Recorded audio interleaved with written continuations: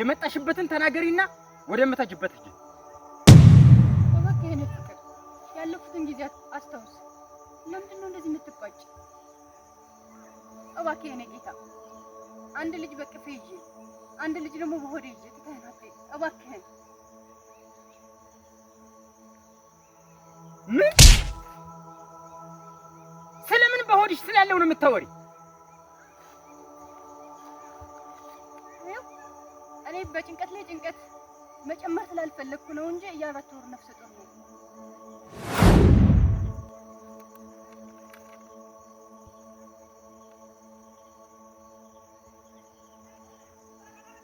ታዲያ እኔ ምን አገባኝ? ምንም አያገባኝ። እባክህ እኔ ፍቅር ከየት እንዳመጣሻት ስለማላውቃት ልጅ መርዶ ነገርሽኝ። አሁን ስለምን ልጅ ነው የምታወሪ? ልቀቂ። እባክህ እኔ ጌታ ይቅርታ አድርግልኝ። እባክህ ትተኸኝ አትሂድ። ይኸውልሽ እየሰማሽኝ ነው? አንቺ ስለምታወሪው ነገር እኔ አንዳች ነገር የማውቀው ነገር የለኝም እያልኩሽ ነው። አሁን አትለፋደኝ።